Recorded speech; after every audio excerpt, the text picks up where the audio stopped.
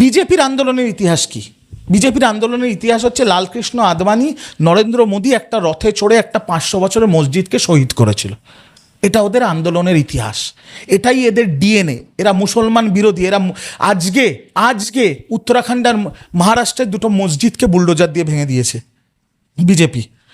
তো এদের তো এটাই এদের ডিএনএ, এদের রক্তে, যে মুসলমান আর ইসলামের ওপর আক্রমণ করো, দাঙ্গা লাগাও, আর সেই দাঙ্গার আগুনে নিজের রাজনৈতিক রুটি সেঁকো।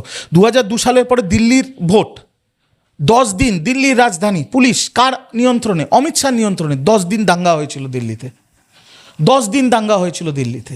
মুর্শিদাবাদে অশান্তিতে আমরা দেখছি যে এমন অভিযোগ আসছে গ্রামবাসীর পক্ষ থেকে, যারা বহিরাগত এসে তাণ্ডব করছে এবং বিএসএফ এর পোশাকে চপ্পল পরে সেখানে নাকি তাণ্ডব চালায়। ঠিক কথা।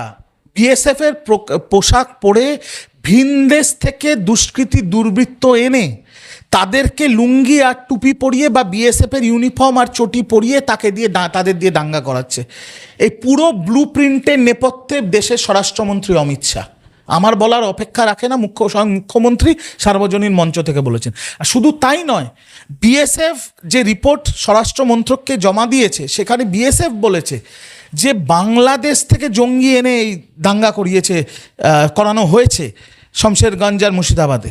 তার মানেটা কি? বর্ডারকে প্রোটেকশন দেয় বিএসএফ, কার অধীনে? অমিত শাহ, স্বরাষ্ট্রমন্ত্রক। তার মানে অমিত শাহর কথায় বিএসএফের একাংশরা উগ্র মৌলবাদী জঙ্গিদের বাংলাদেশ থেকে বাংলায় ঢুকিয়ে দাঙ্গা করিয়ে আবার রাত্রে নিজেরা নিরাপত্তা দিয়ে বাংলাদেশে ফেরত পাঠিয়ে দিয়েছে। কত বড় বাংলা বিরোধী চক্রান্ত, কত বড় দেশ বিরোধী চক্রান্ত।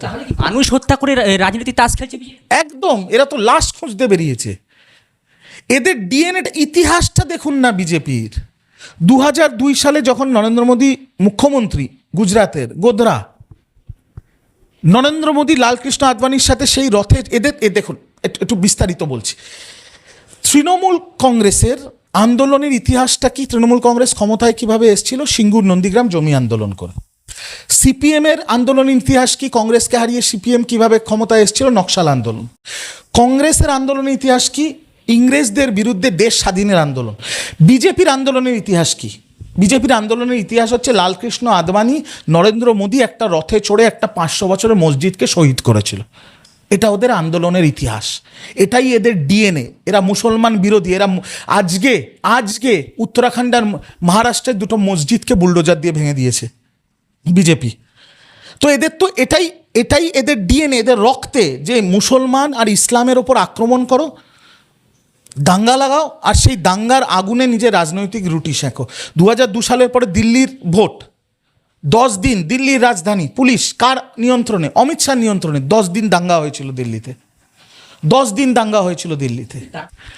আমরা দেশের সংবিধানকে ফলো করি। আমরা তো পড়াশুনো করেছি, আমরা আমাদের মা বাবা আমাদের খুব কষ্ট করে বিদেশে পাঠিয়েছিল পড়াশুনো করতে, সেখান থেকে পড়াশুনো করে এসেছি। তাই আমরা আমাদের দেশের সংবিধান, যেটাকে স্পর্শ করে নরেন্দ্র মোদী শপথ নেয়, যেটাকে স্পর্শ করে মমতা ব্যানার্জি শপথ নেয়, যেটাকে স্পর্শ করে আমাদের মাননীয় রাষ্ট্রপতি দ্রৌপদী মুর্মু ম্যাডামও শপথ নেন, আমরা সেই সংবিধানকে বিশ্বাস করি। আর সেই সংবিধানের প্রিয়াম্বলে স্পষ্ট লেখা আছে, এই ভারতবর্ষ ধর্ম নিরপেক্ষ রাষ্ট্র। আমি মনে করি যে মুসলমানদের, যারা ভারত বিরোধী, যাদের যাওয়ার ছিল তারা 47-এ চলে গেছে, বাকি যেগুলো ছিল যাদের যাওয়ার ছিল তারা 71-এ চলে গেছে।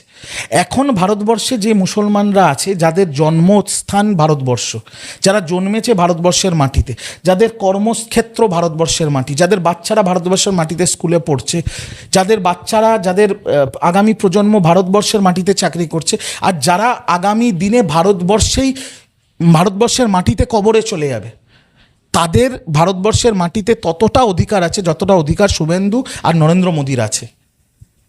কিন্তু তারপরেও বারংবার বিজেপি আর কেন্দ্র সরকার নতুন নতুন বিল এনে মুসলমানদের তাদের নিজেদের দেশে, তাদের নিজেদের রাষ্ট্রে থার্ড ক্লাস সিটিজেন তৈরি করার পরিকল্পনা করছে। এবং এরা চায় যে বাংলা নজরুলের বাংলা, যে বাংলা রবি ঠাকুরের বাংলা, যে বাংলা মমতার বাংলা, সেই বাংলায় সাম্প্রতি আগুন লাগিয়ে দাঙ্গা ছড়িয়ে বাংলার সম্প্রীতি সংগতি নষ্ট করে মহারাষ্ট্র, দিল্লি, গুজরাট, রাজস্থানের মতো দাঙ্গা লাগিয়ে সেই দাঙ্গার আগুনে কিছু লাশের ওপর দাঁড়িয়ে ওরা বাংলা দখল করবে। এই বাংলায় সেটা হবে না। এই বাংলায় হিন্দু মুসলিম ভাই ভাই ছিল, আছে, থাকবে। আর এটা মমতা ব্যানার্জির বাংলা। বাংলার মানুষ এদের নোংরামির ইঞ্চিতে ইঞ্চিতে জবাব দেবে 2026-এর ভোট বাক্সে।